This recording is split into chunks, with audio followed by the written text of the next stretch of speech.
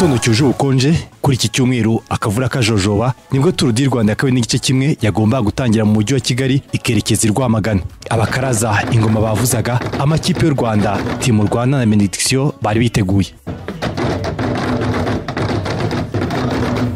Ni kabiri n'igice kimwe n'indi Tour du Rwanda nyuma y'imyaka myinshi turi muri kabiri n'ibice bibiri, amakipe atandukanye ndetse akomeye akaba ari hano mu Rwanda. Ni TV10 ni Radio Dit, tuzabana muri kino cyumweru tuganira ku magare nk'ibisanzwe. Ahangaha turi kumwe n'ikipe nshya, ni ikipe ya Benediction Club, ni ikipe nshya mu Rwanda kuko ni ikipe iri kugeza uri Continental. Sempoma umuyobozi w'ikipe ya Benediction, Tour du Rwanda kabiri n'igice kimwe muyitanyanyize ngamba. Tour du Rwanda ya kabiri n'igice kimwe ni Tour du Rwanda ikomeye cyane, tuyitangiranye ingamba zo gutsinda kuko n'ubundi twariteguye, twiteguye nk'andi ma equipe yose. Abakinnyi bacu bari motive, abakinnyi bacu bafite ubushake. Ndumva rero byari byo byose turakora uko dushoboye kugira ngo tire ko etape ya mbere twagira icyo dukora, kandi birashoboka. Wanjye sinzakena anyambusa mu cyanya cy'ubwatsi bunoze. Umwuka ni mwiza muri Team Rwanda. Team Rwanda yitegura kuba ikora amateka. Ndayisenga Valence, Tour du Rwanda ebyiri 2014 2016, Tour du Rwanda kabiri n'igice kimwe, bivuze iki kuri wowe? Bivuze na amahirwe kuba 2.1 isanze nkiri muzima kandi niteguye kuko nasanze ari 2.2 ndakina turayitsindwa birangira nayo tuyitsinze inshuro zigera kuri enye, mfitemo n'izanjye ebyiri, none na 2.1 iraje mpari, so ndishimye kandi mfite morale n'abakinnyi banjye tugomba gukora byiza. Mugisha, Tour du Rwanda ufite umwenda w'umuhondo umwaka washize, witeguye kudefanda? Tutegereze turebe nidutangira irushanwa nibwo turi bumenye ukuntu biri bugende. Amahirwe masa. Nawe urakoze.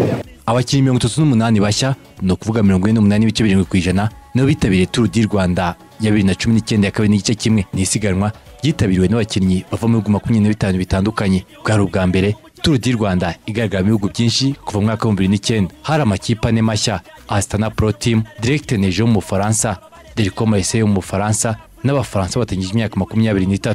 Ku nshuro ya mbere kuva mu mwaka wa 2009 Ubufaransa nicyo gihugu gifite abakinnyi benshi 13, mu gihe u Rwanda rufite 12. Kilometero 111.8 yo kuva i Kigali berekeza i Rwamagana bakagaruka Kicukiro zatangijwe n'abakinnyi batatu: Uwizeyimana Bonaventure wa Benediction, Hidra Florian na Rohandi Proy wa Protouch. Aba baje gusiga igikundi umunota n'amasegonda 22. Bageze Rugende nibwo Mugisha Moise yavuye mu gikundi agerageza gusanga batatu bari imbere. Nyuma ya kilometero 7 gusa batatu bari imbere bari bamaze gushyiramo intera 5 n'amasegonda 35 ubwo bitegura kuzamuka Intunga, umusozi wa mbere wa Tour du Rwanda 2019. Nibwo Mugisha Moise yabafashe, ariko birangira Rohandi Proy aho amanota ya mbere y'ikigembo gitangwa na Cogebanque. Abasiganwa binjiye mu mujyi wa Rwamagana hakirimo intera na peloto y'iminota 5. Bidatinze bageze Intunga bagaruka, ibi bitangira kugabanuka aho bageze ku minota 3 n'amasegonda 5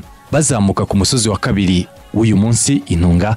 Noneho iminota imaze ku 2 n'amasegonda 15 Rohandi Proy yongera gutwara amanota, maze umukinnyi wa mbere ugiye kwambura umwenda wa Cogebanque muri Tour du Rwanda 2019. Abasiganwa ariko baje kurenga Inyagasambu bagaruka i Kigali hasigayemo umunota n'amasegonda 35 kuri peloto.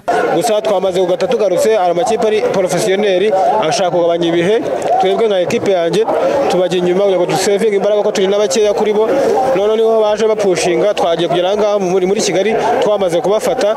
Urumva niyo tekinike twebwe twakoresha nka equipe kugira ngo tubashe gukurikira andi ma equipe ari magarura break. Isaha ya kabiri y'isiganwa yari ifite umuvuduko wa kilometero 41 ku isaha. Abasiganwa barenze Kabuga, ikinyuranyo kigeze ku munota umwe. Nubwo igikundi cyabafashe aba bane bari imbere, Mugisha Moise yagerageje kugenda ariko ntibyamuhira. Bazenguruka bwa mbere, umunya-Colombia Rodrigo Contreras yagize ngo atsinze isiganwa, nyamara yagisigaye kuzenguruka inshuro imwe. Baza gutsinda, Astana yazamuye igikundi ku muvuduko wo hejuru barenze kwa Gitwaza. Abanyereteria barakurikira bakata mu ikorosi rya nyuma. Merawi Kudus na Avira baragwa, biza kurangira Umutaliyani Federi Alessandro ukina Delcom Essay atwaye igihembo cy'umunsi wa Tour du Rwanda. Ni byiza, imihanda ni myiza, ndishimye nta kintu. Uyu niyo Mutaliyani wa mbere muri batanu amaze gukina Tour du Rwanda watwaye igihembo cy'umunsi. Yabaye umukinnyi wa 19 utwaye etape ya Tour du Rwanda, aho umukinnyi wa 20 wambaye umwenda w'umuhondo. umunsi wa mbere wa Tour du Rwanda wasize umukinnyi muto w'isiganwa akiri Federi Alessandro uri wambaye n'umuhondo, mu gihe cyo umukinnyi wazamutse imisozi kurusha abandi yari umunyafurika y'Epfo Laurent Proy. Twagerageje gukora eshape ijya mu minota 5 ariko nta ma equipe ari professionnel, nta kindi twakora. Imwe mu ikipe nshya imenyereye ko muri Afurika ya Direct Energy y'umutoza Bernardo Rene ntiyayishe TV10 ku mwaka utaha umufaransa Liliane Karumejan agomba kwitabira Tour du Rwanda. Karumejan azaza umwaka utaha, ndizera ko azaza.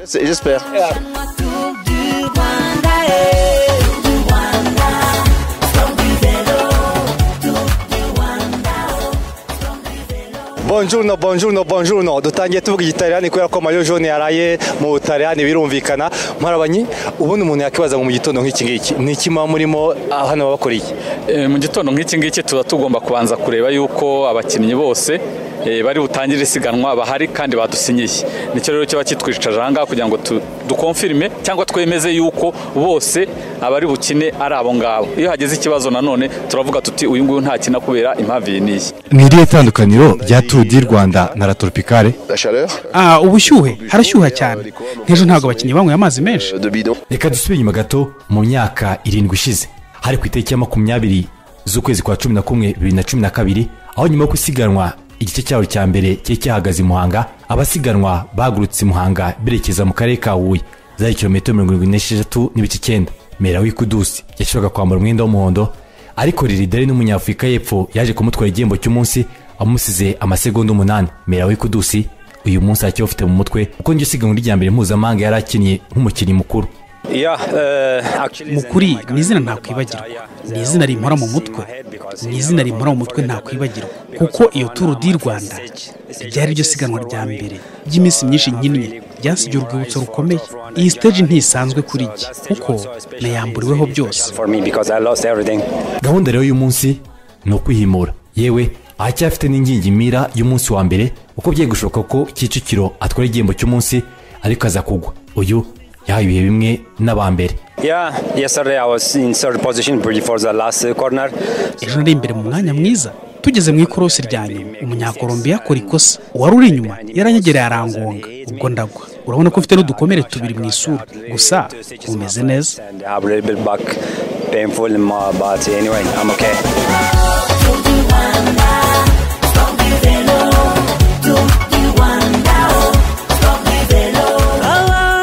Umunsi wa kabiri wa kilometero 120 n'ibice 5 bagihuye watangijwe n'akavuyo k'abakinnyi bashakaga kujya gutanguranwa amanota yo ku Ruyenzi. Muri abo bakinnyi bane bagiye harimo Munyaneza Didier, Heremayo Komoro, Gione Adrien na Tesfa Musirako w'umunya-Eritrea. Munyaneza Didier na Heremayo Komoro no batwaye amanota y'umusozi. Kuri ubu aba bane b'imbere barasiga igikundi umunota n'amasegonda 38. Senyimana Jean Bosco umwe mu bagerageje gukurikira bane bari imbere yaje kugira ikibazo cy'ipine ry'inyuma. Ubu yasigwe nayo imbere iminota 2 n'amasegonda 26. Naje kugira ikibazo cy'igare ndatobokesha ngira ikibazo ntobokesha, noneho ahantu hamanuka babanshikiyeho kubafata birangora.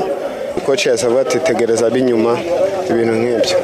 Urabona ejo ntago naje hafi kuko nasegoga nk'umunota ikintu numvaga ngo naharanira ni geremperi, nayi ngombwa kuyitwara ariko naje kugira ikibazo ndatobokesha. Lag Timote umunyamerika ufite etape 3 za Tour du Rwanda yaje gusanga batatu bari imbere barimo Dario Antonio nawe kini ikipe yo muri Angola. Ubu basize peloto iminota 2. Isa ya kabiri y'isiganwa yari ifite umuvuduko wa kilometero 35 na 90 ku isaha. Amanota y'umusozi wa gatatu winjira mu mujyi wa Muhanga yatwaye na Pablo Torres. Hasigaye kilometero 60 ngo bagere Huye. Isiganwa ryinjiye mu karere ka Ruhango n'ubundi bane bakiri imbere, ariko ubu noneho basize igikundi iminota 3 n'amasegonda 50. Ari nako Nsengimana Jean Bosco yafashwe na peloto. Twinjiye mu isi ya gatatu y'umunsi aho turi ku muvuduko wa kilometero 37 n'ibice 10 ku isaha. Abasiganwa binjiye Nyanza hasigaye iminota 3 kuri peloto, habura kilometero 35 ngo basoze umunsi. Ubu none ikinyonyo kize ku munota n'amasegonda 43. Muri Nyanza n'umunya-Eritrea Morobrhan Henok yagerageje gukurikira bari imbere, ntihagira n'umwe umukurikira mu mavuye mu gikundi. Bane bari imbere baje gufatwa hasigaye kilometero 20 gusa benshi batangira gutekereza ko ashobora kuza kuba sprint y'abantu benshi bazamuka ku musozi wa nyuma werekeza kuri gare ya Huye. Nyuma yo gutuza cyane kwa peloto, Ruberwa Jean yatekereje kugenda. Nari nzi ugiye gufasha abakinyi banje nigiye imbere mbonye basujaje gatoya ndeshapa mbashizemo gapu ndakomeza ndacesinga ngerageza kugenda rero tugeze hejuru agasozi mbona baramfashe, ariko bidatinze biha umwanya Asana kohereza Melawi Kudusi wazamukanye imbaraga nyinshi atambikana umuvuduko udasanzwe kuri stade ya Huye maze atsindira Huye. Yari intsinzi ya kabiri kuri Melawi Kudusi muri Tour du Rwanda nyuma y'umunsi wa mbere wa Tour du Rwanda 2012. Iyi yabaye intsinzi ya 20 kandi kuri Eritrea bahita bakuraho kunganya n'u Rwanda etape 19 wari umunsi wa gatatu mu mwenda w'umuhondo wa Tour du Rwanda kuri Melawi Kudusi akaba yaranganyaga na Hadi Janvier kimwe n'umunyamerika Joroscope wabaye kabiri muri Tour du Rwanda ya 2012. Iyi yari intsinzi ya 12 kuri Astana mu mwaka wa 2019. Yambaye umwenda w'umuhondo asize umunyapolonye wa Delco Marseille amasegonda 2 gusa. Areruya ni umunyarwanda uri hafi ku mwanya wa gatatu. Areruya kandi yesi yambara umwenda wa Prime Insurance w'umukino ukiri muto w'irisiganwa. Mu gihe cyo umukino uzamuka imisozi kurusha abandi yari Torres Pablo wa Interpro Cycling Academy. Bitewe n'ukuntu tuba twaratangiye kwitegura igikorwa hakiri kare, dufata rero ekipe abantu bose bakora muri Skol tugashyira hamwe kuko buri gihe dukora nka team, ntago tuvuga ngo ushinzwe ikiyoya, dushyira hamwe tugashyira imbaraga zacu hamwe ubundi tukareba icyo dushaka kugeraho ubundi tugakora igisabwa kugira ngo tukigereho. Produit iri imbere kurusha izindi muri Tour du Rwanda ni Skol Malt. Skol Malt rero niyo brand cyangwa nicyo kinyobwa kigukuriye ibindi byose mu byo dukora, akaba ari produit dukora ikashyira mu macupa 3 atandukanye, hagira icupa rya santilitiro 33, ikagira icupa rya santilitiro 50 n'icupa rya santilitiro 65. Ariko wisimbuyeho tugira n'izindi produit, dufite Skol Select, Skol Lager, Skol Gatanu, Skol Panache, tukagira Virunga Gold na Virunga Mist. Igisobanuro cya Tour du Rwanda akenshi umuntu avuga ko ni Skol kubera ko nitanga igihembo cy'umunsi. Murabona ko twanabyambariye kuko Skol muri Tour du Rwanda ni brand ikomeye cyane. Emilienne, navuga ko uyu munsi abanyehuye turaza kuba twigenza gute kujya no kwiki cyaka? Abanyahuye nabashishikariza kugana hari imbere aho Skol yateye amahema, hariho umuziki, hari na bar akabari bashobora kugenda bakaguramo icyo kunywa ku mafaranga yo hasi, kuko iyo Skol yaje mu mujyi tuba twimbega tuzanira abakiriya bacu ibinyobwa byacu kandi ku giciro cyo hasi kugira ngo bashe kukinywa neza. Ikinyobwa cyacu Skol Malt ni ikinyobwa tuba duharanira ko kigera ku nshingano gifite 100%, ni Skol Malt 100% kubera ko duharanira kugera ku ntego zacu 100%. Ubundi abantu benshi bakunze kubona rino cupa umukinnyi twa etape aryirenza, abantu bakaza mbere na mbere ayanga umunyarwanda ashobora kuba yaribona muri Skol cyangwa ni special. Iyi ngiri ni icupa riri speciale duhereza abantu, nawe nyine ukibibona ko umuntu watsinze agace turarimuhereza kuko aba yakoze igikorwa cy'indashyikirwa. Rero icupa rifite litiro 3. Ubu ngubu ahangaha harimo Skol Malt. Abanyamusanze izuba ryari ryinshi ariko ntacyo ryabatwaye, mbe namenye uko bafite abaganga beza Skol. Ubundi abanyamusanze umuntu yabwira ko Skol nkuko ku munsi w'ejo Deje yatubwiraga adokora inzoga nziza zitamena umutwe. Ntekereza ko abantu musanze bamara impungenge rwose nazibamara kubera ko muri Skol ibinyobwa dukora biba byujuje ubuziranenge bwose, kuko tuba dushaka ko abantu bamwe ibinyobwa byacu bagubwa neza kandi bakazagaruka. Burya umukiriya ni umwami, iyo ushimishije umukiriya wawe uba wizeye neza ko azagaruka.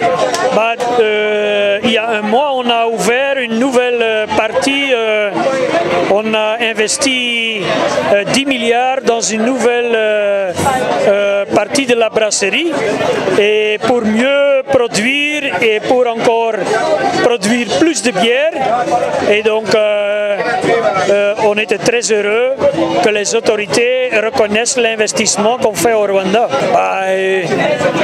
C'est clair qu'on a une bière de très haute qualité qui n'a pas de comparaison, et on investit beaucoup dedans et nos consommateurs ils reconnaissent ça. Donc quand tu compares notre bière, elle a une longue fermentation et ça fait que tu peux pas avoir mal à la tête quand tu en bois un peu de trop. biriya birori ni isiganwa ry'amagare aba ahagaze hamwe abantu baba bariho barasiganwa noneho iyo umuntu atsinze akaba uwa mbere aba ari ubutsindira igare rya siporo ku buryo nyine ashobora kugenda akazajya yitoza nawe akazaba umukinnyi w'umwuga. bivuze ko buri hantu hose mwasoje mutanga igare? Yego, buri gace karangiriramo Tour du Rwanda dutanga igare rya siporo.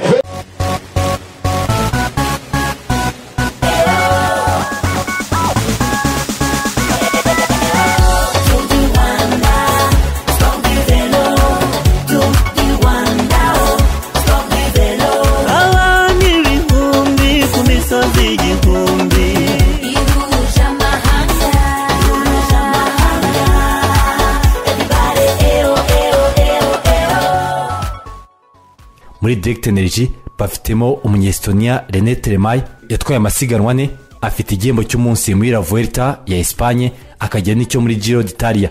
Niwe Direct Energy ihanze amaso, nawe umunsi wa gatatu wa Tour du Rwanda ari nawo muremure mu mateka wa kilometero 213 na metero imwe, ntiyategereje ko ashobora kuba yakambara umwenda w'umuhondo akazaba ari nawe atahana Paris. ntekereza ko umunsi w'ejo ari ingenzi kuko ni mu misozi, n'ejo ni harehare kandi haragoye. Abakinnyi 77 nibo batangiye umunsi wa gatatu wa Tour du Rwanda. Amakuru meza yarahari nuko umunyakenya Salem Kipkemboy we waguye muri kilometero za nyuma yabashije gutangira umunsi, nubwo zari kilometero nyinshi 213 hatangiye imivumo gatinyo hakiri kare. Abakinnyi babiri nibo babanje kujya imbere, harimo Guillaume Adrien ndetse n'umunyapolonye ukina Derco Marseille, bamaze gukina amasegonda 30.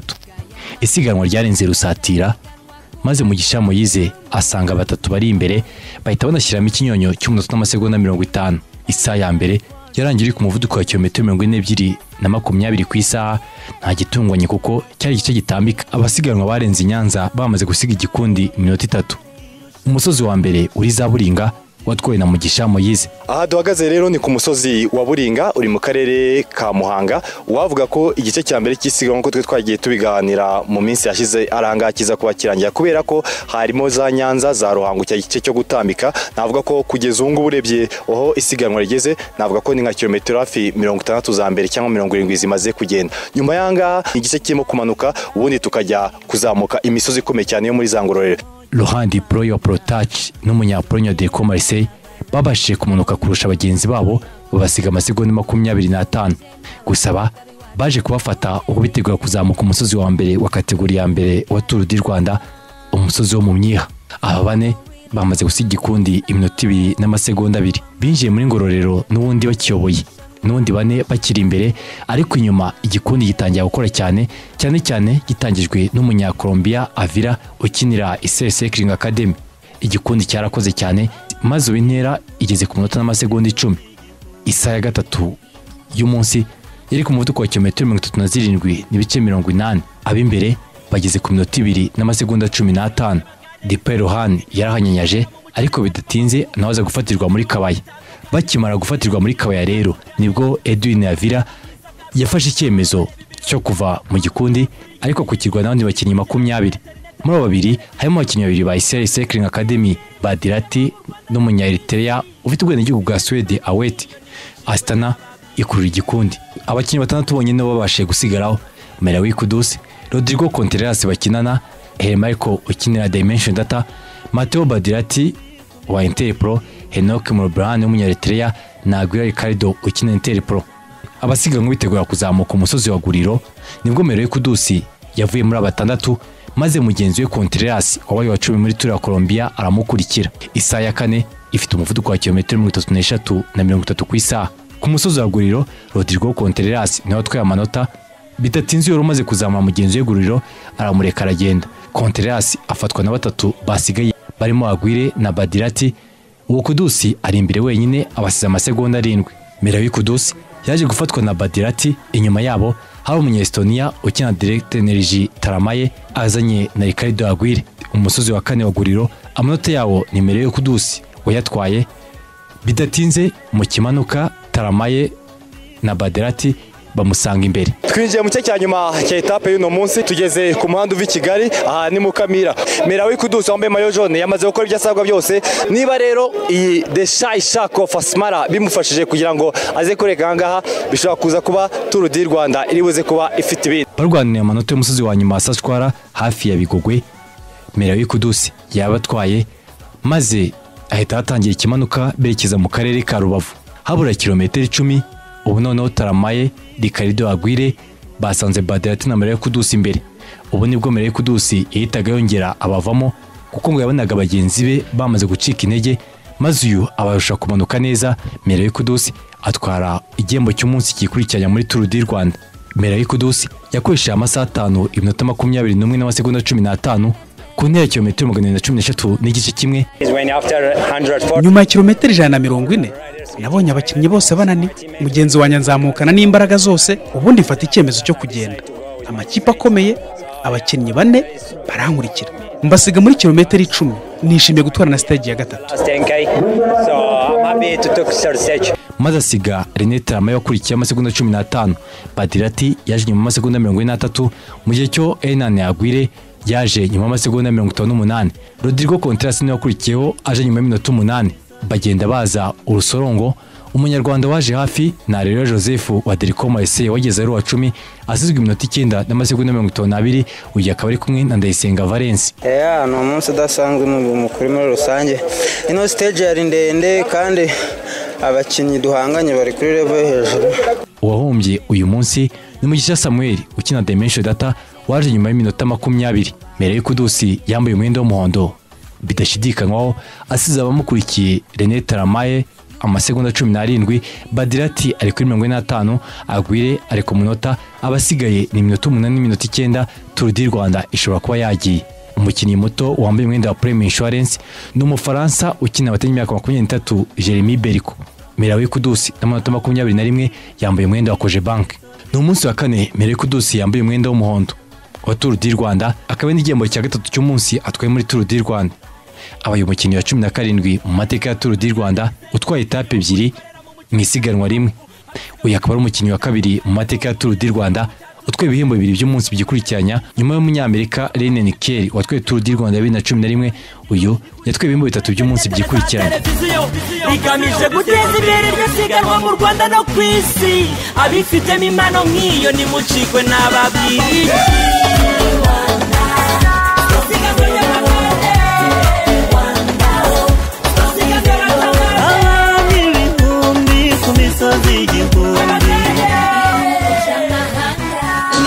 Tubanze dusubire ku munsi w'ejo, umunsi w'amateka, yari etape y'amateka, yari etape rene ya Tour du Rwanda 2019. Ariko kandi uwagaruka ku munsi w'ejo ntiyabura kuvuga kuri mayo jaune ya Tour du Rwanda 2018 Mugisha Samuel. Mugisha ku munsi w'ejo yarenze ku murongo asizwe iminota 20 na Merawi Kudusi. Ese byagendekeye gute uyu muhungu wo ku Mukamira? Umunsi w'ejo ntago wagenze neza kuri njyewe no ku ruhande rwa ekipe ko twahuye n'uburwayi butunguranye, ariko mu mikino byose bibaho. Kuvuga ko plani zose twari dufite zahise zihinduka, kandi ikurikiyeho niyo gushaka ama stages kuko kuri GC twese dusa nk'abantu bagiye inyuma cyane. Undi mukinnyi w'umunyarwanda igaragaje ku munsi w'ejo ni Manizabayo Eric Karadio. Ku munsi w'ejo nimwe mu bakoze cyane ubwo Merawi Kudusi yaramaze kugenda agerageza kugira ngo areko yamugarura, ndetse aza kuba arangiza mu banyarwanda 3 ba mbere. Aho nyine kuba byanze nta kuvuga umuntu abuze imbaraga, nyine hari ukuntu umuntu gukuzaho kugira ngo ufate imbere harimo nka metero nk'ijana bikakunanira. Irakomeye byatari, irakomeye ko nyine nta gikomeye cyane. Kilometero 2 n'ibice 6 bihuza Rubavu na Karongi byatangijwe n'abakinnyi 10 babanje kugenda bamaze gukora kilometero 10 gusa bazenguruka mu karere ka Rubavu. Muri abo harimo Mugisha Samuel. Amanota y'umusozi wa mbere bagisohoka muri Rubavu yatwawe na Hermare Komoro ukina na Mugisha Samuel. Bazamuka umusozi wa 2 w'uyu munsi, umusozi wa Kamiko. Abakinnyi 16 bari imbere barimo abanyarwanda Mugisha Samuel, Mugisha Moise na Munyaneza Didier. Bari basize bakurikiye amasegonda 20. Merawi Kudusi bamusize iminota 3. Muri abo bose aho ramuteza ikibazo uko yabasize ibihe byinshi. Abasiganwa bazamutse umusozi wa 3 wa Nyagihonika, umusozi wa kategori ya mbere, bitegura kwinjira mu ishyamba rya Gishwati no kuzamuka Crete Congo Nil. Groupe y'imbere irimo abakinnyi Mugisha Samuel, Pablo Torres na Edwin Avila basize abakurikiye amasegonda 40. Aya manota yagihunika yatwaye na Mugisha Moyize amaze amanota yo kuri Crete Congo ni mu mujyi wa Rutsiro atwarwa na Pablo Torres. TV10 uro irabarizwa mu karere ka Rutsiro kuko ibona rero ibiro by'akarere biri hano ruguru ni ku nshuro ya kabiri Tour du Rwanda iciye muri kano gace ahangaha gato mu kandi kuri Crete Congo ni aho amwe mu mazi angaha atemba ajya muri Nili mu gihe cy'amazi yangayo atemba ajya i Congo. Abasiganwa binjiye muri kilometero 20 begera Rubengera. Abakinnyi batatu aribo bari imbere ni umunyakolombia wa ICS Cycling Academy Edwin Avila, Samuel Mugisha wa Dimension Data na Pablo Torres. Basize ababakurikiye amasegonda 45 mu gihe gikundi cya Merawi Kudusi cyasiga iminota 4 n'amasegonda 45. Aha nibwo Mugisha Moyize yaje kugira impanuka agunga umuntu muri za Rutsiro maze bazamuka agasozi kanyuma kerekeza mu karere ka Karongi. Mugisha Moyize ntiyashobora kujyana n'abangaba maze Edwin Avila asigira Mugisha Moyize na Pablo Torres muri uyu musozi ndetse anaburusha kumanuka neza maze atsindira neza imbere ya Cogebanque ya Karongi. Uyu munsi gahunda yanjye yari ukugenda imbere kuko ndihuta, nabonye uburyo ndagenda naratsinda. Go for other four riders. Yakoresheje amasaha 2 iminota 37 n'amasegonda 32 ahajya rimwe na Pablo Torres. Umunyaeritrea Sfa Musiraka ahajya rimwe na Mugisha Samuel basizwe iminota 3. Gahunda y'uyu munsi yari yo gushaka stage, niyo mpamvu nagerageje kwirirwa imbere kuko hano harazamuka hakanamanuka byose byari bishoboka. N'ejo n'undi munsi nzongera kugerageza. Undi munyarwanda waje hafi ni ku mwanya wa 7 ni Munyaneza Didier. Abari kumwe na Mayo Jaune Merawi Kudusi bageze basizwe 5 n'amasegonda 43. Ntibyagira icyo bibangamira ku rutonde rusange kuko Merawi Kudusi aracyarusha abandi bose ibihe uretse abakinnyi nka Tesfa Musiraka wagiye ku minota 4 n'amasegonda 18. Awet wa ICS Cycling Academy nawagize ku minota 4. David Lozano wa Novo Nordisk ari ku minota 4 kimwe n'umunyakenya Kangangi Suleiman ukize ku minota 4. Umukinnyi muto uhembwa na Prime yaba Jacob de Besay w'umunyaeritrea mu gihe cyo Pablo Torres niwe wambwe na Cogebanque nk'umukinnyi uzamuka kurusha abandi. N'ubwa mbere mu mateka ya Tour du Rwanda kuva mu mwaka wa 2009 umunyakolombia atwaye igihembo cy'umunsi. Colombia ibaye igihugu cya 18 muri Tour du Rwanda gitwaye igihembo cy'umunsi. Ibi bivuze ko ibihugu bitatu bimaze gutwara igihembo cy'umunsi muri Tour du Rwanda kimwe nka 2017 na 2018. Kudusi yambaye umwenda w'umuhondo umunsi wa 5. Abakinnyi 4 nibo bashiye kwambara umwenda inshuro nyinshi kumurusha. Cogebanque dushinzwe ibijyanye na electronic banking byose ndetse no kwegereza serivisi za banki abakiriya bacu. Abagenti bacu rero wabagirira icyizere 100% kubera ko baduhagarariye kandi baremejwe na banki ndetse na banki nkuru nk'abagenti babifitiye ubushobozi. Ashishikariza urubyiruko no kugira umuco wo kwizigama. Ni ibintu dukeneye twese cyane cyane urubyiruko bitwe amaboko y'u Rwanda ejo hazaza kandi tutaragira umuco wo kwizigamira. Icyambere tuzasesagura, icyambere icyakabiri tuzakoresha amafaranga mu buryo butari bwo, ariko iyo umaze kugira umuco wo kwizigamira umenya yuko n'ejo ntabwo ari promised, ariko n'ubwo ngubwo uba ufite icyakuramira even after that. Rero navuga yuko nashishikariza urubyiruko kugana Cogebanque, bafite konti yitwa Teganya ufunguza ukajya wizigamira hanyuma bo bakakungukira agera kuri 5%. Rero ni ibintu byiza, ni ku nyungu zacu. Cogebanque turabibona yuko Cogebanque yishimiye iterambere ry'umwana ry'urubyiruko mu Rwanda. Rero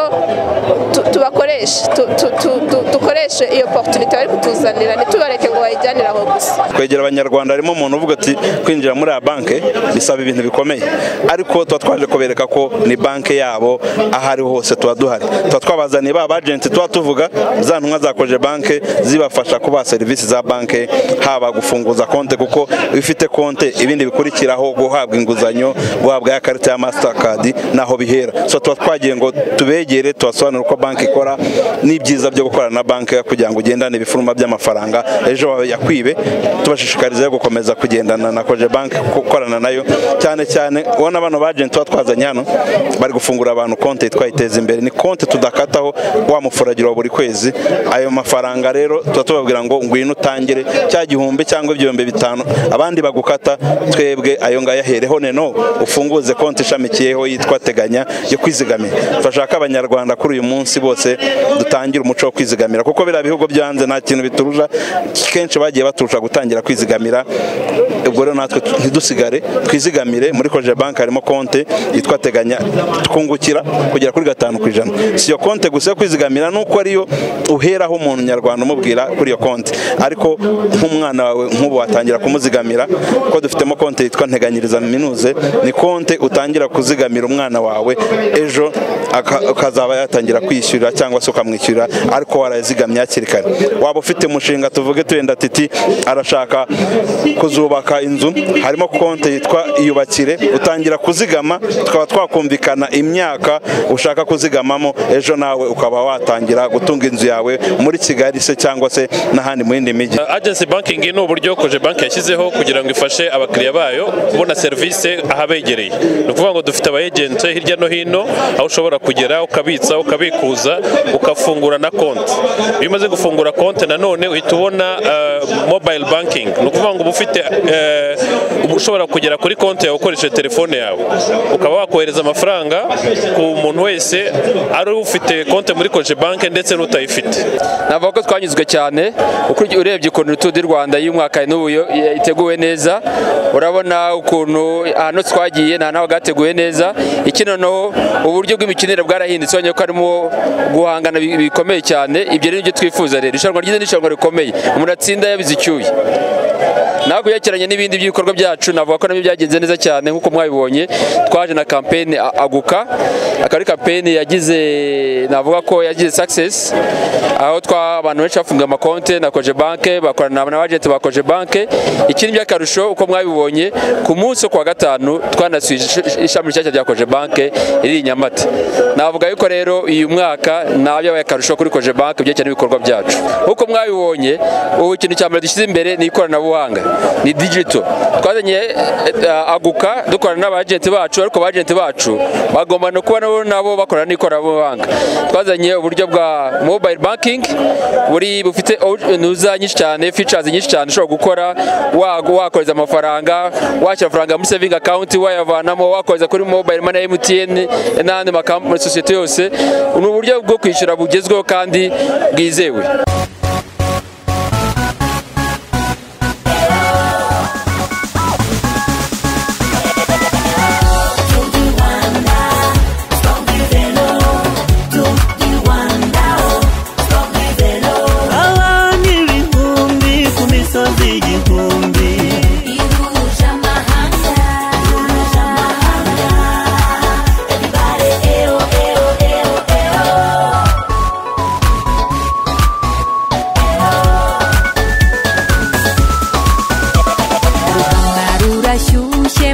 twitabe twese gaya mahanga yaje ahiganwa ku magare. Come on, come see over the hills of Africa, bicycle riding, everybody's watching. Irushanwa ridasanzwe rigera mu ntara zose.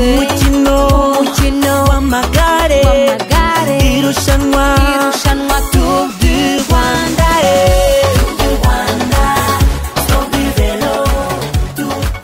Nyuma y'iminsi 3 mu burengerazuba bw'u Rwanda, Tour du Rwanda igiye kwinjira mu majyaruguru. Kugeza ubu ngubu mu nshuro nk'enye ziheruka zabagiye batsindira i Musanze, uheruka yari Eyob Metkel, ariko noneho ryari siganwa ryavuye mu majyepfo y'u Rwanda. Inshuro zari zabanje zindi 3, Valence yatsindiye 2013, 2015 Sengimana Jean Bosco niwe watsindiye.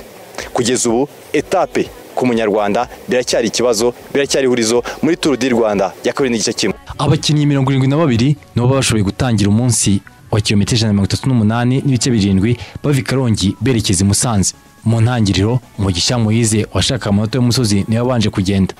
Abandi bakinnyi 9 baramukurikira. Merawi Kudusi yaje kugwana na mugenzi we Contreras bakinana, ariko bidatinze bombi baraguruka bazi no gusubira muri peloto. Umusozi wa mbere basohoka i Karongi, Mugisha Moise niwe twaye amanota. Mu bakinnyi 12 bari imbere harimo abanyarwanda Byukusenge Patrick, Areruya Joseph, Munyaneza Didier, Mugisha Moise, Ndayisenga Valence na Manizabayo. Aba basize igikundi cya mayo jaune umunota n'amasegonda 31. Muri no misozi ya Rutsiro navuga ko twamaze kubona break y'abakinnyi 12. Ubundi ni break yakagombye kuba igomba kugira byinshi kora. Imisozi iracyari myinshi kuko hacyari kuzamuka imisozi yo muri Crete Congo ni byose no kuza kubitegereza. Kugeza ubu iminota 2 n'isegonda rimwe niyo yo gusiga peloto irimo mayo jaune Melawi Kudus. Areruya numwe mu bari imbere ku buryo nekeza ko byamufasha niba koko bahiriye ko baza kuba bagira pfunda bakabaza kuba bakya neza icyo gikurikiyeho kibuze kuba kirimo kuzamuka umusozi wa nyuma Sashwara. Abasiganwa batangiye kuzamuka umusozi wa Crete Congo ni muri za Rutsiro basize bakurikiye iminota 2 n'amasegonda 30. Amanota y'uyu musozi yatwawe n'umunya Ethiopia ukina Dimenshu Data Heremari Komoro. Gusa batangiye kumanuka Heremari Komoro bagenzi baramusize ubu imbere y'abakinnyi 11 mu gihe bitegura kuba bazamuka n'umusozi wa Gakeri muri za Rutsiro. Isaha ya mbere y'umunsi iri ku muvuduko wa kilometero 32 ku isaha. Heremari Komoro yaje gufata bagenzi be batangiye kuzamuka umusozi wa Gakeri. Mu bakinnyi bari imbere babiri babashe gutwara igihembo cy'umunsi i Musanze, Ndayisenga Valence 2013 na 2014 na Areruya Joseph 2014. Mugisha Moise niwe wabashe gutwara umunota 10 yakoje banke yo ku musozi wa Gakeri. Akiwize Samuel arwara igifu ntiyakomezanya n'abandi. Aho umukinnyi wa kabiri uvuyemo kuri uyu munsi umukinnyi wambaye umunyarwanda udakomeje muri Tour du Rwanda. Isaha ya kabiri yari ku muvuduko wa kilometero 35 n'ibice bitandatu. Bitegura kwinjira muri Rubavu imbere abakinnyi 11 basize mayo jaune iminota 2 n'amasegonda 45. Jean Claude Wizeye ukina Team Rwanda asezeye isiganwa nyuma yo kubura ubufasha igari rye rimaze gupfa. Abwo imbere bari batangiye kuzamuka Sashwara. Nyuma yo kubona ibihe biri kwiyongera Melawi Kudus yakurikiwe na bagenzi b'Abanyeteria barimo Jacob de Besay, Tesfa Musirak na Mureban Enoch. Mugisha nawe abagenda Runono. Mugisha Moise niwe babonye amanota ya Sashwara aho abaturage baho batishimiye uburyo abanyarwanda bari kwitwara. Sashwara ubundi tuzi ko ari iwabo igari abantu bahari kuki uyu munsi nabyapa mwazanye. Abazungu batwemeje twagize ikibazo cy'ubuteka bisa abanyarwanda sinzi ikibazo bafite kugezana n'isa byatuyobeye. Ba Gasore babakuyemo ba Hadi babashize hasi bose wavuga n'ibiki ariko n'abana ariko ntabwo bemera se. Ye ntabwo mbemera igare ni mu mutwe n'abantu b'abasaza n'abantu bakuru. Mugisha Moise nugomba kwambara umwenda wakoje banki Musanze akanotangira n'umunsi wa gatandatu. Edwin Avira ubwo twegiyemo cy'umunsi cy'Ikarongi yaje gusanga Abanyeteria na Mugisha bari imbere. I try to attack or to exploit the group but almost is flat. Kuri ubu Ndayisenga Valence bari imbere barabasiga iminota 2 n'amasegonda 50. Bamaze kwinjira Musanze Mugisha Moise yagerageje kuva muri breakaway y'abakinnyi 11 bajyanye ariko ahita agarurwa. Undi wabigerageje Ndayisenga Valence yitwara kilometero 2 gusa baramugarura. Nyuma yo kugerageza kugenda hashakwa intsinzi byabaye ngombwa ko abakinnyi 11 binjirana mu mujyi wa Musanze. Sprint ikomeye ya Areruya Joseph n'Umunyeteria Binyam Grimay byaje kurangira uyu atwaye igihembo cy'umunsi nk'uko yabigenje muri la Tropical Misabongo ku munsi wa gatatu ubwo yatsindaga igihangange Andre Greipel.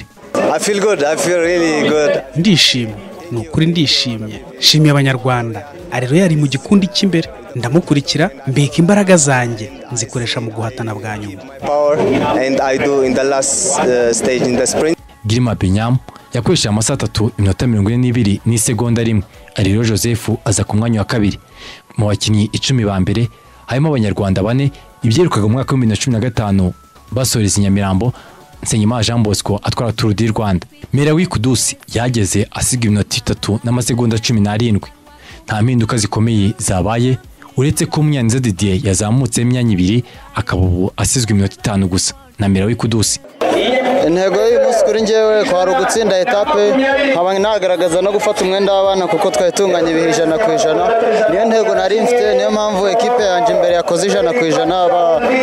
Nta kintu bazigama gukora 100% kugira ngo iprotein mitaza kudufata. Bano bagabo gukontrola kwabo bari gukontrola bakurikije iminota umukinnyi uri imbere afite.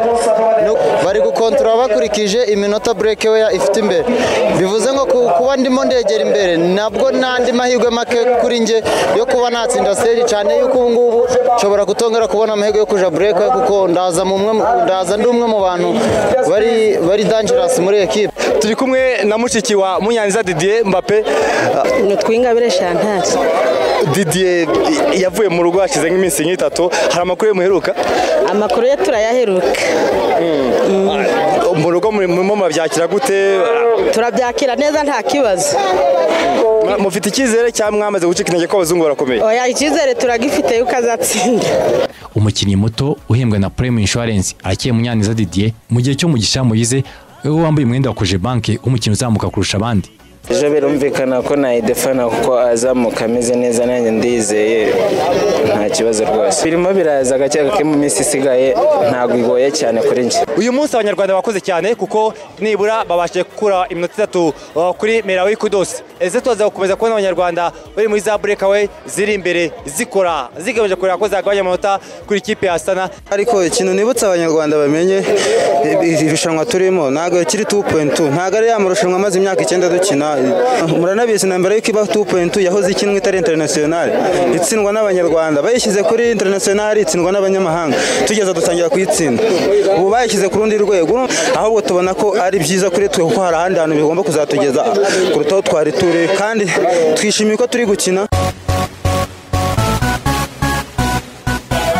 Ubu noneho twagezaho umuntu aryama akabyuka. Niba utaryamye neza etape no munsi ya kilometero 120 bigoye. Lo Paradis Matera ni Rwanda Form turi kumwe Christian. Wewe ndabona nizeye ko nabasirimu basangwa abasirimu tekeza ko baremenyereye.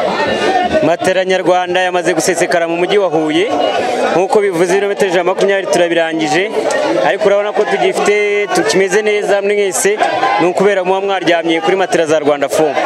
Ahangara abantu benshi bafashe umwanya bajya kwiga za Burayi baragaruka baraza baraminoza bakaba bakivuga batege ntago nagura matera akoreye mu Rwanda ndashaka kujya kuzana matera i Burayi. Niye nama bagiye icyo kibazo twagikemuye kuko ubu twabazaniye izitwa executive ziri kuri standard y'u Burayi. Ni matera ikozwe neza ifite byose bikenewe kugira ibe matera nziza yo ku rwego rwo hejuru. Twaba dushishikariza cyane abantu bafite amahoteli akomeye inyenyeri zo hejuru bafataga umwanya bakajya hanze kugura ibintu ko uyu mwaka batagomba kujya hanze bakoresha amafaranga menshi ko twabazaniye iyo matera twe executive ishobora kujya mu byumba byabo kandi bikagaragara neza iri kuri standard y'u Burayi. Uyu ni umujyi usobanutse nta kuntu hataba hari umudistributeri. Turamufite hano kuri notage yo kwabihira yitwa Comfort Limited, ni umudistributeri umaze igihe hano benshi baramuzi, ni uhagarariye Rwanda Form hano. Ikintu cyose ushaka cya Rwanda Form ugisangamo usibye iyo executive turi kwamamaza n'izindi zose urazizi titi zose ziracyahari nta kibazo. Ibiciro ni byiza, uburambe ni bwa bundi. Rwanda Form ko muyizashize imyaka 36 iremerera cyane ntitudeze gutenguha abanyarwanda. Christian turi mu mujyi rwagati noneho navuga ko ahantu abasirimu bakunda kuvuga ngo turashaka ibintu mva Burayi. Muri Rwanda Form mwarabatekereje? Rwanda Form twarabatekereje, ubu twabazaniye matera yitwa Inzozi, matera ifunitse neza, tubazanira n'indi executive nk'uko bivuze ijyanye n'abanyamujyi. Hari abantu bajyaga i Burayi kugura ngo matera cyangwa mu Bushinwa ngo niyo aba nziza, ariko ubu twabazaniye matera twe executive ijyanye n'igihe tugezemo ifite standard y'u Burayi kandi ku biciro byiza kandi ikorerwa mu Rwanda ari matera Nyarwanda. Rangira abanyamujyi noneho kuko banza ari henshi noneho. Inaha ahantu wasanga matera za Rwanda Form ni henshi. Nkanga duhagaze hano muri Shike harimo Umudira, mu Gakinjiro turamufite, Nyamirambo Cosmos, Nyabugogo, tukagira Giporoso, dufite Kimironko, Zindiro, Kicukiro, Kigali ni henshi cyane. Ariko noneho dufite n'amashami, dufite ishami Nyabugogo, dufite ishami ku Muhima, dufite n'ishami Gikondo no ku Ruganda Masoro. Aho hose ushobora kubona matera za Rwanda Form. Gahunda twari twihaye yose twarayikoze neza, twegereye abakiriya bacu, twegereye abadilazi bacu baduhagarariye mu ntara zose. Muri make turangije iki cyumweru neza, dukomeza kumenyekanisha ibikorwa byacu. Icyumweru cyose cyagenze neza nta kibazo. Twari dufite produit byitwa twagendanaga nazo, matera nziza executive na matera Inzozi.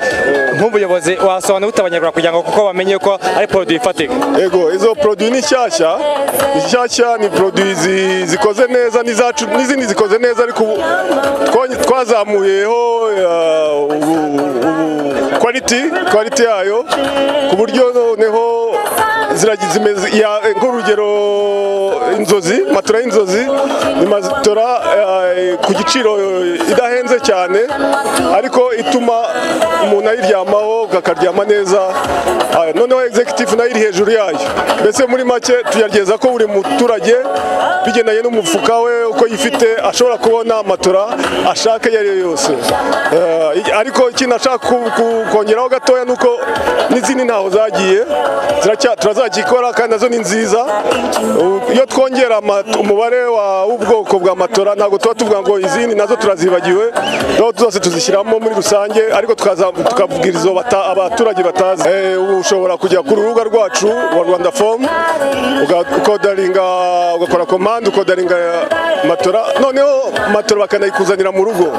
Urumva ubu ngubu ntabwo umuntu akigomba kujya gushaka matora ku maduka yacu cyangwa mu badira bacu, dushobora no kuyabazanira. Urumva nta gashya, ni kujya kuri urubuga rwacu rwa Rwanda Form, hanyuma bagahita ugakomanda ukishyura, ukabona ikamyoneti iraje, imodoka iraje ikuzaniye matora iwawe mu rugo. Ni ibintu bishya, tuzafata gahunda yo kubyamamaza cyane, ariko twagomba no kwivuga muri iyi turu.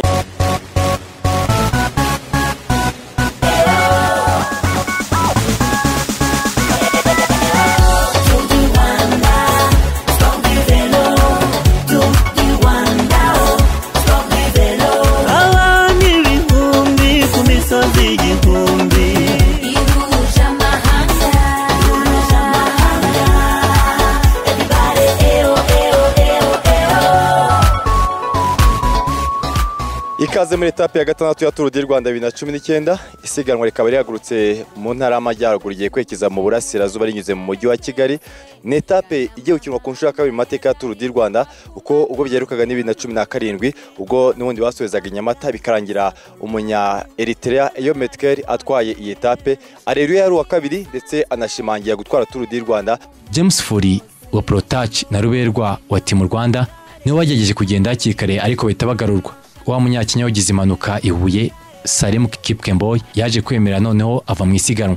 Umusozi wa Kivuruga watwawe na Haile Kumuru, maze abakinnyi 15 basohoka mu gikundi. Muri abagiye harimo na Mayo Jaune Merari Kudusi, gusaba bahise bagarurwa. Muri Gakenke nibwo abandi bakinnyi 8 baje kugenda. Muri abo harimo Samuel Mugisha, Regigi Youssef w'umunyarigeria, harimo Jacob de Besay, Rohan Diploy n'umunyapolonye Kasper Kuiz. Aba bahise bashyira mu masegonda 12. Isa ya kabiri y'isiganwa iri ku muvuduko wa kilometero 41 ku isaha. Abasiganwa barenze Nyangarama, Ndayisenga Valence n'umunya Eritrea Umurebran bashatse gusiga bagenzi babo ariko ntibyabakundira. Ubu imbere hari abakinnyi 10 basize Mayo Jaune iminota 1 n'amasegonda 10. Ubu n'abakinnyi 36 bonyine basigaye muri Tour du Rwanda nyuma y'uko Kipkemboy avuyemo. Abakinnyi 9 bari imbere barimo Mugisha Samuel na Ndayisenga Valence basize peloton umunota n'amasegonda 50 mu gihe bitegura kuzamuka umusozi wo muri Rulindo wa Gako. Mu masiganwa yose yagiye ajya i Kigali avuye mu karere ka Musanze, akenshi icyemezo cyafatirwaga muri Tare. Ndayisenga Valence yabikoze ubwo yatwaraga Tour du Rwanda 2014 ndetse na 2016. Ahangaha Nsengimana Jean Bosco niwe yakoreye kugira ngo ajye gutsinda i Nyamirambo, ndetse nako byagenze 2017 ku gihe cya Barero Joseph.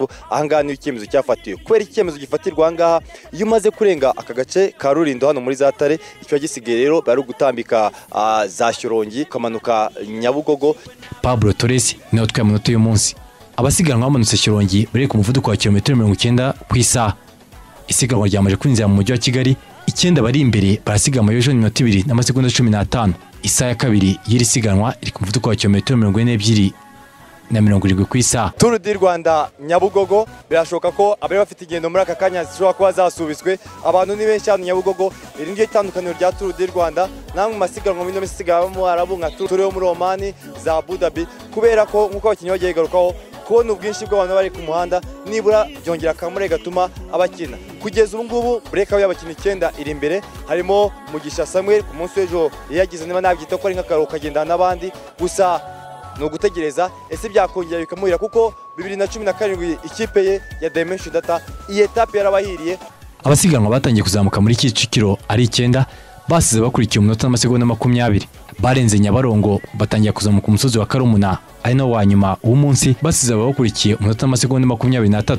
Nyuma yo kwinjira muri Bugesera rero babandi 9 batangiye kuvungana bashaka kureba uwagenda, ariko biza kurangira umunyapolonye Kaspericus ariko bashije kugenda atwara igihembo cy'umunsi, igihembo cya kabiri kuri Delco Marseille muri Tour du Rwanda.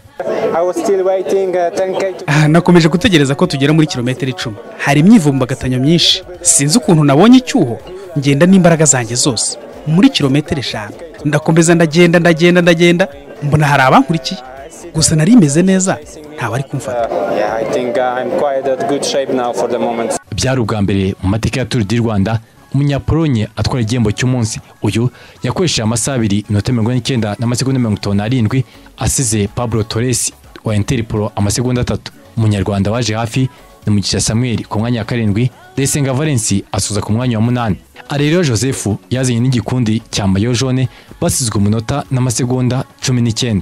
Nta mpinduka zikomeye zabaye ku rutonde rusange uretse Ndayisenga Valence wazamutse imyanya 2 ubari ku mwanya wa 9 asigwa 5 n'amasegonda 35. Abanyarwanda ne babiri mu 10 ba mbere. Umukinnyi muto uhembwa na Prime Insurance arakiye Munyaneza Didier, Mugisha Moyize aracyambaye umwenda wa Koje Bank. Adrien Nyonshuti barakinanye muri za Otua ubwo muri Dimension Data, numwe mashobora kutubwira neza uburyo abona isiganwa rya kabiri n'igice kimwe. Ese Astana irakina gute? Twitega amatake muri iminsi 2 ya nyuma. Adrien Nyonshuti niyo musenguzi wacu w'umunsi. Isiganwa rirakomeye kubera ko riri mu cyiciro cyo hejuru no mwaka. Navuga ko ari isomo ku bana b'Abanyarwanda ndetse na federation n'abashinzwe equipe nationale. Tubona ko ku igare bakomeye bameze neza, ariko umunsi biragaragara ko level Tour du Rwanda yari iriho kuba yahindutse, ko na level y'abakinnyi b'Abanyarwanda ikiri hasi ari kigomba guhinduka. Bari abakinnyi 4 kuva i Rubavu bitongera kubona bongera gukora, umuntu avuga ko byatewe n'iki? Ni ukuvuga ntago bashobora kongera gukora, ubu haba harimo ikintu cyitwa kurindana, umukinnyi arinda mugenzi we ku bihe. Ahanini uri umujisi niyo tekinike ugomba gukorera. Bashobora kwatakana, ariko amahirwe menshi ndayamera Wikudusi. Turi kumwe na Prime Insurance niwe mwishingizi wa Tour du Rwanda ya 2019 ya kabiri n'igice kimwe, ndetse no bahemba umukinnyi muto wa Tour. Turi kumwe na Esdras, uyu munsi etape ibonye ute? Iyi etape yari imeze neza kandi turizera ko iyeje imeze neza kuruta ya none. Etape yari ikomeye, umuntu yarebye nka Huye ama etage ni menshi, ibikorwa by'ubucuruzi ni byinshi, ariko rimwe umuntu afite ubwo ngo ese inzu yangiye byagenda gute? Muri Prime mumufashe iki? Reka mpera kuri ano mahirwe tugize turi Butare, abatubona n'abatwumva tubabwira ko dufite ubwishingizi bw'inkongi y'umuriro. Abanyabutare bafite amazu menshi hano muri uno mujyi, hari amwe afite ubwishingizi muri Prime, ariko hari n'abataragana Prime. Ndabakangurira kugira ngo iyi miturirwa tubona hano muri Butare bayifatire ubwishingizi bw'inkongi y'umuriro n'ubundi bwishingizi bw'ibikorwa byabo birimo, nuvuga ngo imitungo yabo nayo ibirimo. Ikindi twabwira abanyabutare aha tugeze nuko abamotari bari hano, amakoperative y'abamotari twatangiye kubandika, ab'inkwakuzi bamaze kwiyandikisha, amajire yabo ari hafi.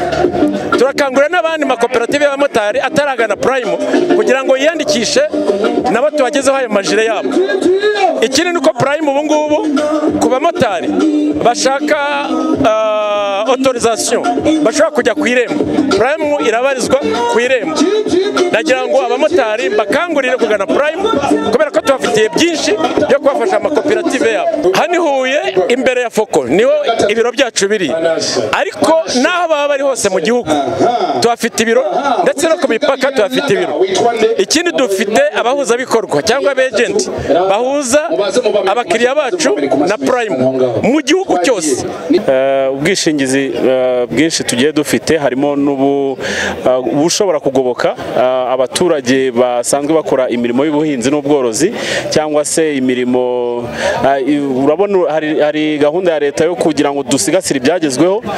Ntabwo rero ari byiza yuko abantu bahabwa inka, urugero muri ibi bintu bya Girinka, muri gahunda ya Girinka, hanyuma nyuma y'igihe runaka ya nka nigira ikibazo wa muturage yongera asubire muri cya cyiciro cyo hasi. Nibaze tubafashe, tubaho ubwishingizi bw'ayo matungo yabo, ubwo n'inka, tunabafashe no mu tubishingire ku mirima yabo, hanyuma nibagira ikibazo cy'amapfa ku zuba cyane cyane cyangwa se inka zikagira ikibazo tuzabishyure bongere basubire mu buzima bari basanzwe bariho mbere y'uko bagira icyo kibazo. Ishami ryacu riri hano mu mujyi wa Karongi imbere ya station ya Kobil, abantu barahazi batugana, dufite umurepresenta witwa Theophile yambabariye ashobora kubafasha rwose kuri gahunda zose zigendanye n'ubwishingizi.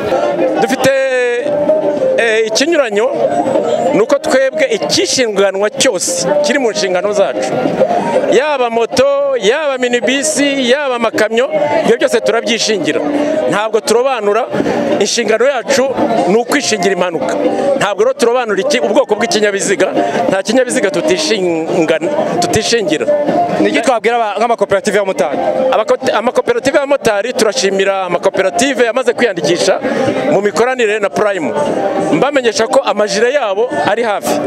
Nkaba nsaba andi makoperative ataraza muri Prime kwiyandikisha vuba kugira ngo nabo dutangire tubakorere komande y'amajire, dutangire tunoze n'imikoranire hagati ya Prime n'ayo makoperative. Twagize urugendo rwiza kandi uyu mwaka ni inshuro ya kabiri tuje muri Tour du Rwanda. Twarushijeho kugenda kwegera abafatanyabikorwa bacu aho bari kandi kongera kwibutsa abakiriya bacu yuko tubazirikana kandi twiteguye guhora dushyinitse ko ku maso yabo. Hari ibihuha byari bimaze iminsi bivugwa kuva umwaka watangira bavuga ko Prime Insurance tutakira abamotari, ariko ndashaka kubabwira ko atari byo. Ubu ngubu mushobora kudusanga ku irembo. Turashishikariza abamotari bose kugira ngo batugane, kandi turi no muri gahunda yo kugira ngo tubegere tubahe n'amajire barusheho gusa neza mu muhanda na Prime Insurance. Murakoze. Mirenge, etape ya 7 irangiriye mu rugo niko nabyita neza mu marembo ya Prime. Prime mwishimiye gute kuba muri Tour du Rwanda? Cyambere turabyishimira cyane, twabitangiye mwaka ushize kandi ibintu twemera, ni umukino abanyarwanda bakunda, abanyarwanda bashoboye, tuzakomeza tuwugumemo igihe cyose. Mumaze icyumweru navuga ngo kilometero 900 Prime yazengurutse igihugu, navuga ko ibyo mwifuzaga kubona mu ntara byose babigezeho cyane rwose, kuko Prime ubu ahantu hose irazwi bijyanye n'uko igihugu cyose twakigezemo ku mukino abanyarwanda bakunda cyane. Mu ntara twanyuze cyane, twahuye n'abamotari. Prime ari gahunda nshya y'abamotari bafitiye, navuga ko wamara impungenge Prime ikora n'abamotari mu buryo bwiza rwose. Abamotari nabavuga ko igihe cyose bazaba bisanga muri Prime turaborohereza, n'abandi bafatabuguzi bose turaborohereza. Prime muri Tour du Rwanda twavuga ko mufite igihe kingana gute muri Tour du Rwanda? Muracyari muri Tour du Rwanda cyangwa bigiye kurangira? Turacyarimo rwose imyaka myinshi cyane, igihe cyose.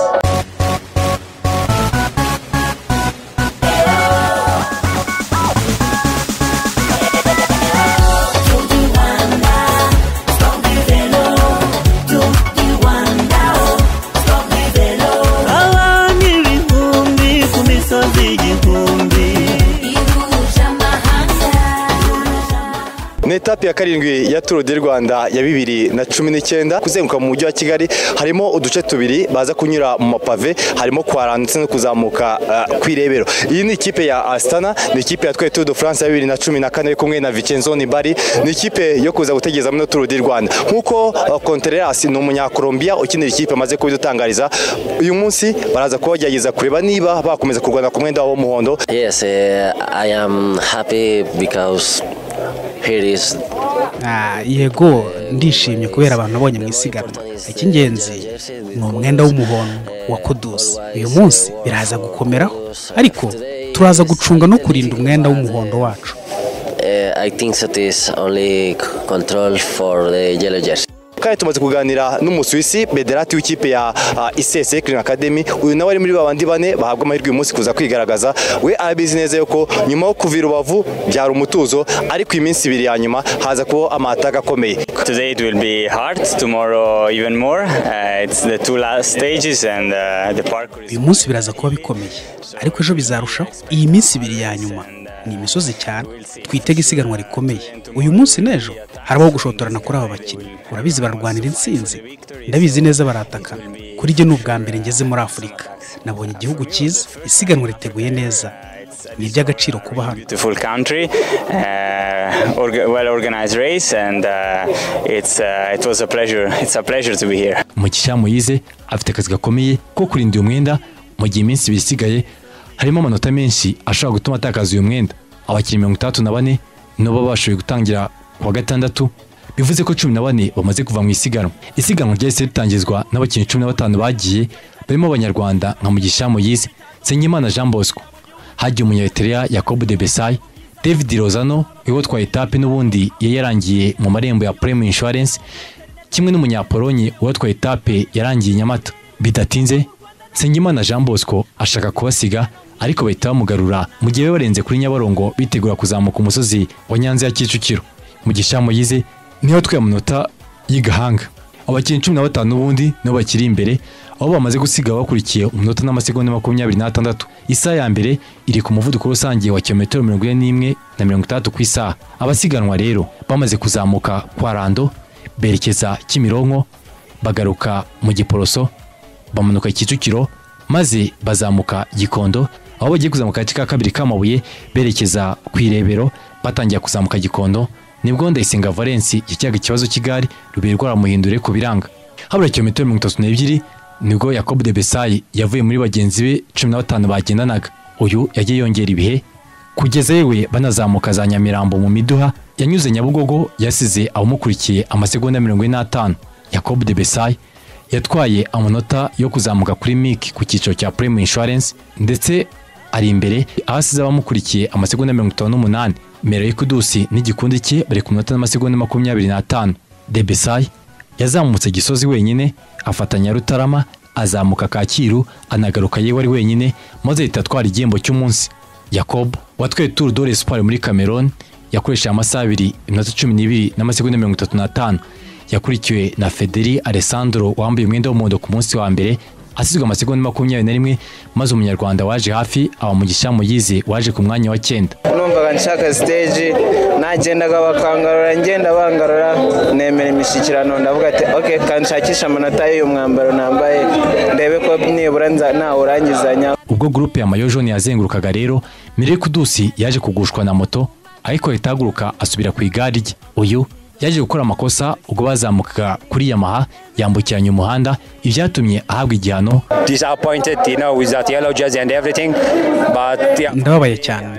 Nubwo mbashije kugumana umwenda w'umuhondo nicyo gishimishije, gusa biraza kunyongerera igitutu binakomere, ariko ndaza kureba uko mbibuza kuba umeze nyuma yo kugwa. Ariko ibindi byo dufite ko tubicunga n'ikipe yanjye, numva bitaza kuba ikibazo. Ndizera ko Imana iza kubana nanjye nkayitwara. It's not gonna be problem, just I wish God was with us, so yeah, I can make it. Merewe Kudusi yaje gutakaza amasegonda 10 kuri René Taramaye. Ubu ku rutonde rusange Merewe Kudusi arusha René Taramaye wa Direct Energy amasegonda 7. Nibyo sizo mbaraga zanjye nari naniwe. Uyu munsi byari bigoye. Nge nishimiye kurangiza ndi uwa kabiri. Tugomba byose kubyakira. Kuko kugenda imbere ntibihagije, kuko nkuko yaguye uyu munsi byanabaho ejo. Byose biracyashoboka. Badirati ageze ku masegonda 18, mu gihe cyo Ena Nagwire na amasegonda 31. Yewe na Tesfom Sirak ageze ku minota 3 n'amasegonda 42. Umunyarwanda uri hafi ni Munyaneza Didier wasigwe minota 3 n'amasegonda 47, mu gihe cyo rero Joseph Adelko Marseille we ari wa 10 asigwe minota 6 n'amasegonda 53.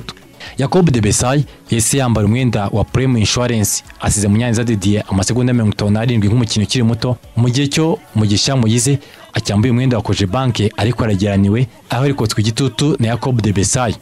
Ibi bivuze ko Abanyaeritrea umaze gutwara igihembo cya 23 cy'umunsi muri Tour du Rwanda, u Rwanda ruracyari kuri 19. Etape ya karindwi yarangiye ku munsi w'ejo ni etape ya 8 Jean Sauver kilometero 80 urebye uryuye munsi bazikiniyemo umuntu avuga ko niko byari byitezwe. Ngewe uyu munsi wenda ko nabikekaga ntabwo ariko byagenze, numvaga ko bari abakonkera ba mayo jaune uko ari bane, nukuvuga ko ari batatu na mayo jaune wa kane batari kwemera, numvaga bari bwatakane, noneho bakwatakana bigatuma breakaway itari bufate urugendo rurerure, ariko byaje nyuma kongera gusa nkaho bakina ari tranquille, abantu bagiye muri breakaway bari inyuma ho igihe kirekire n'ubundi ntacyo byari batwaye, bituma ikomeza gufata umwanya, naho umuntu umwe ntabwo yari kuzenguruka ari ahantu ari wenyine ngo aragize atsinde wenyine. Iyo abakinnyi begeranye cyane za ikari donc wakiriho pressure, ariko tuvuge ngo ngubu tuba tugeze aha ngaha mayo jaune arimo agabanya kwamasego bega wenda arimo hejuru nk'iminota 3, umva ko turi bisa nk'iyarangiye, ariko iyo turi rikomeye igihe cyose ushobora gutsindwa igihe cyose cyose, ire ni bigaragaza ko ituri yari komeye koko. Tuje muri Tour du Rwanda kabiri n'igice kimwe, kanari nikiri kubwira abanyarwanda muri no Tour du Rwanda. Ndakeka ino Tour yatangiranye na promotion ya HD aho dekoreye mu 15, twika ko mu mezi yashize ari 50 birenga, bivuga ngo rero twashatse ko abanyarwanda bose babasha kugira ubushobozi bwo kugura HD tugabanya ibiciro mu buryo bwumvikana. Ikindi abonnement yacu ntabwo ari menshi, gura kuri 7500 ubona abonnement, abamwe bakeka ko ari ibintu by'abakire gusa, ahubwo ntabwo ari byo, bwo guhera kuri 7500 ubona abonnement. Ubwo niba ushaka kuri Champions League ukaba ureba Europa League, ukareba amashampiyona atandukanye nka Espagne, mu Faransa, Ubwongereza, wabikurikira. Ariko hari umuntu ahita avuga ngo bari bavuye kuri Teledis nibo babonera bira bikoresho nkayihuye. Umuntu wiwe ushaka ko yatunga kanari bwa mbere cyangwa ushaka kuyabone yabigenza ati imbere yawe no mu mpande zawe z'iburyo hari abadistributeri bacu, bivuga ngo hano dufite abadistributeri babiri, i Nyanza dufite indi, Ruhango dufite indi, Muhanga dufite indi, bivuga ngo nta hantu waburi ngubure ugura ifata baguzi cyangwa kugura dekoderi, aho twarabyegereje kandi nitwe company yonyine nkeka aho igiciro cyo muri capital cyakingana n'igiciro cyo mu ntara zindi zitandukanye.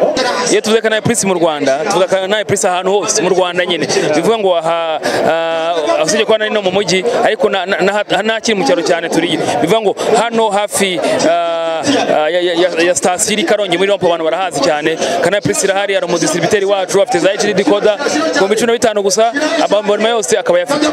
Umuntu avuga kana mu minsi yashize twagiye tubona rimwe navuga ngo aramwageze musanga bazitangira ubuntu, ubu promotion igeze promotion ni 15 n'umwambasaderi wacu mwamubonye yabibwiye abantu no munsi ni 15. Uyu munsi ni umunsi mwiza kuri Canal Plus kuko abambasaderi bacu na Samuel Mugisha yagerageje, nubwo ubona irushanwa rigoye kuri inshuro, ariko urano ko ni byiza, biciro ni bya bindi nta cyahindutse.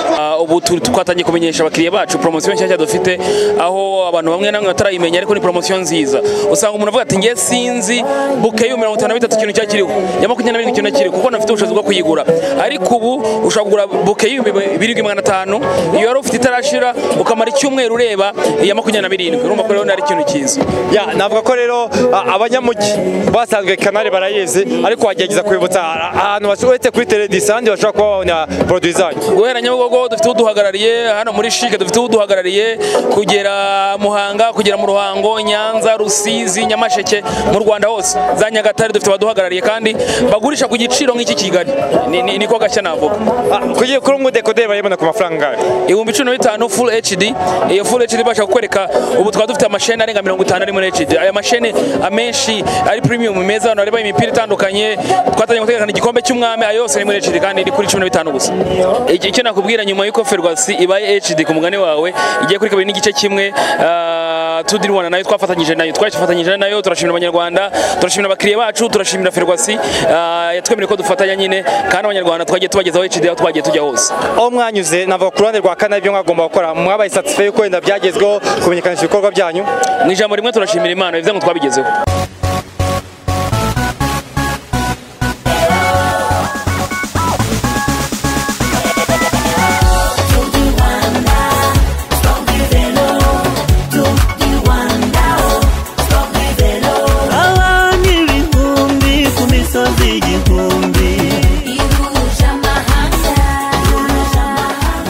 Ikaze muri etape ya nyuma ya Tour du Rwanda 2019 kabiri n'igice kimwe. Umunsi wa nyuma usuza Tour du Rwanda wari ishiraniro. Ikinyanyo cya Kudusi namukurikiye n'igito ahatagomba gukora ikosa iryo ari ryo ryose. Zari kilometero 61 n'ibice 7, harimo imisozi 7 ya kategori ya mbere, no kuvuga kuzamuka gatatu mu Rugunga bajya kuri 40 no kuzamuka gatatu kwa Mutwe. Bagiye Groupe Kanombe, Lag Timothy ufite etape 3 za Tour du Rwanda utaragagaye muri Tour du Rwanda yagejeje kugenda, abanza kubasiga amasegonda 18, bidatinze baramugarura mbere ko bazamuka mu Rugunga. Arero Joseph yashatse kugenda ariko nayo ntibyamuhira, maze Jacob de Besay abo wa mbere kuzamuka kuri 40 abona amanota 10. Nyuma kuzenguruka kuri tapi rouge bakamanuka Nyakabanda bakazamuka kwa Mutwe, Jacob de Besay niwe wabaye wa mbere wo kuzamuka Mirido Kigali. Ubu abakinnyi batanu nibo bari imbere bitegura kuzamuka kwa Mutwe. Muri abo harimo Samuel Mugisha, Jacob de Besay, Mugisha Moise, Ndayisenga Valence na Manizabaye Eric Karadio. Aba n'ubundi nibo bakomeje kugenda bazenguruka, ari nako Jacob de Besay atwara amanota y'umusozi. Bidatinze Mexeb de Besay ufite etape enye za Tour du Rwanda asezera isiganwa. Bazamuka bwa gatatu kuri 40, Samuel Mugisha niwe atwaye amanota y'umusozi. Isiganwa ryakomeje kugenda rituje, batanu bari imbere baje gufatwa, maze umunyakolombia wa Astana Rodrigo Contreras ashaka kugenda hasigaye kilometero 15 baramugarura. Contreras wari wizeye ko Meroy Kudus aza guhangana n'abandi akagumana umwenda w'umuhondo, yongeye kugerageza amahirwe aragenda, abamukurikiye bashyizemo amasegonda 50. Contreras washyizemo amasegonda 50 yazamutse bwa nyuma umusozi wo kwa Mutwe, yasize abamukurikiye umunota n'amasegonda 40, anatanga icyizere cyo kuza gutwara igihembo cy'umunsi, yewe biranamuhira. Igihembo cya kabiri cy'umunyakolombia muri Tour du Rwanda kikaba n'igihembo cya gatatu cy'umunsi ku ikipe ya Astana, ikipe yatwaye Tour de France ya 2014. Contreras yakoresheje isaha 33 n'amasegonda 10. Byabaye ngombwa rero yuko Meroy Kudus arwana ku mwenda w'umuhondo yari afite kuko amasegonda yarashaga bagenzi be ari make, maze atangiza sprint ya kure yazamuka, yewe aza no gutsinda abo bari kumwe abo wa kabiri nyuma Rodrigo Contreras, ndetse itashimangira ko atwaye Tour du Rwanda ya 2019 yihimura nyuma ko 2012 yashobora gutwara Tour du Rwanda ariko gataha akubita agatoki ku kandi.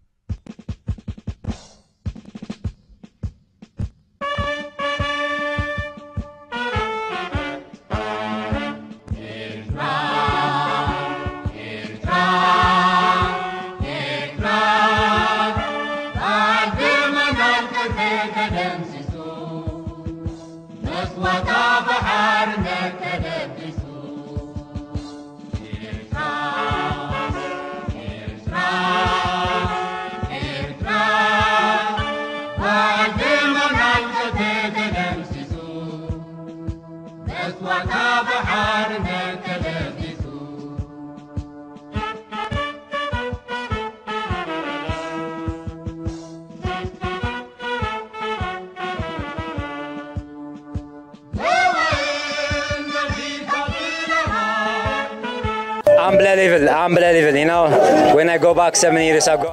Birandenze cyane.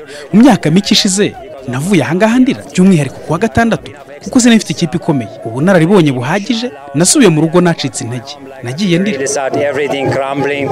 So now, yeah, I was so happy with my team. Ndishimye n'ikipe yanjye. Ubu twatwaye stage 3, twayoboye isiganwa ryose, twatumye rikomera. Ku munsi wa gatatu nari nambaye umuhondo n'intera ihagije, byaranyoroheye kuyirinda. Nakunze abanyarwanda n'abafana b'abanyarwanda. But I like it, the Rwandan people, Rwanda fans. Abari mukurikiye ku mwenda w'umuhondo nka René Taramaye abonye ko byanze yaramuretse aratsinda, uyu asigwa amasegonda 3. Meroy Kudus yise atwara Tour du Rwanda akoresheje amasaha 28 iminota 12 n'amasegonda 37. Akurikirwa na René Taramaye wa Direct Energy wasizwe amasegonda 10. Umususi Badrati Mateo wa ICS Cycling Academy ajya kuri podium asizwe amasegonda 18. Iyo wari umwenda w'umuhondo wa Tour du Rwanda abanyetera batwaye nyuma wa Tekremanote wa 2010. Amasegonda 10 Kudus yarushaga Taramaye, nicyo kinyanya kigufi cya kabiri muri Tour du Rwanda. Nyuma mu mwaka wa 2011 Rene Nikel yarushiye Joroscope nawe w'umunyamerika amasegonda 2 gusa. Kudus yabaye umukinnyi wa kane ukuze utwaye Tour du Rwanda afite imyaka 25 n'iminsi 39. Kudus yabaye umukinnyi wa 10 utwaye Tour du Rwanda mu mateka. Ndayisenga Valence niwe wabashije kuzitwara ari ebyiri gusa. Podium ya Tour du Rwanda yasaga ni 2017. aho iriho ibihugu bitatu. Astana yatwaye mayo jaune ya gatanu mu 2019. Iyi Tour du Rwanda 2019 yari ku muvuduko wa kilometero 39 ku isaha, aho umunsi bihuje kurusha iyindi ari umunsi wa nyuma bava i Kanombe bajya Nyamirambo, aho bari bafite umuvuduko wa kilometero 43 ku isaha. Tour du Rwanda yihuse kurusha izindi mu mateka ni 2017 yari ifite umuvuduko rusange wa kilometero 40 ku isaha. Jacob de Besay niwe wahembwe na Prime Insurance nk'umukinnyi ukiri muto, aho yasize rero Joseph amasegonda 19. Umukinnyi uzamuka kurusha abandi wahembwe na Cogebanque ni Jacob de Besay uri ufite amanota 80, mu gihe Mugisha Moise yari afite 72. Abanyarwanda twaganire batubwira uburyo babonye no Tour du Rwanda. Ndayisenga Valence, Byukusenge Patrick, Manizaba Eric na Mugisha Samuel baganiriye. Ikintu navuga tubonyemo hano ni isomo. Turize abakinnyi b'amagare mu Rwanda barize bakuyemo isomo rihagije, abatoza bakuyemo isomo ndetse babonye ko bazategura muri 2020 kugira ngo baze bafite abakinnyi beza bo guhatana kuri uru rwego. Gusa icyo navuga nuko abanyarwanda dukomeye ku rwego ruhagije, nuko nyine experience baturusha nuko baba bavuye mu makompetisiyo menshi. Ntago twabasha kuba twabatsinda, ariko gusa ubutahaho birashoboka kuba tuzabatsinda. Turakomeye ariko hari ikitubura mu twebwe, twakenyera abaprofesiyoneri bakomeye cyane. Twarageregeje dushaka etape biranga, ariko nyine ntago twitwaye nabi ku rwego rwo hasi, twitwaye uko dushoboye. Ni iki ubona cyahinduka kuri muri 2020? Nuko twakina imikino myinshi mu Burayi zitandukanye kugira ngo zidutoze neza, nitugoye gukina umukino ariko tuzawutwara. Abanyarwanda bakurikiye Tour du Rwanda twatanze ibyo dufite, ntacyo tutakoze ariko ntabwo byabashije gushoboka, ariko tugiye kwitegura umwaka utaha tukareba ko twazabasha kwitwara neza. Twebwe tuzashyiramo imbaraga mu myitozo no kwitegura Tour du Rwanda y'umwaka utaha, tukarushaho gukora uko twakoze uyu mwaka, ariko ibyo twari dufite nibyo twatanze, urabona nta kindi twari kurenzaho. Reka nshimire abafatanyabikorwa twabanye muri Tour du Rwanda ya 2019, aho twakuranye kilometero 953. Skol imara inyota yanahembaga umukinnyi watwaye igihembo cy'umunsi. Uwa nyuma bahembye ni Rodrigo Contreras. Cogebanque, banki ya Tour du Rwanda, yenge umukinnyi wazamutse kurusha abandi Jacob de Besay. Prime Insurance, umwishingizi wa Tour du Rwanda 2019, yahembye umukinnyi mwiza ukiri muto Jacob de Besay. Twari kumwe na Rwanda Form, Le Paradis du Matra, Canal Plus na Decoder ya HD. Twari kumwe na Magazine Sport Class ibagurisha imyenda ya sport igezweho. Twari kumwe kandi na Smart Design bakwandikira ku myenda n'ibindi bihembo ushaka gutanga. Tuzongere guhura muri Tour du Rwanda 2019 n'ubundi mu gihe nk'iki 2020. Good afternoon, sir. How's your ride up to now? Very, very good. Perfect. How many chapatis did you eat this morning? Zero. So now can you tell me, why are you lying on the ground? I'm not lying, I'm sitting.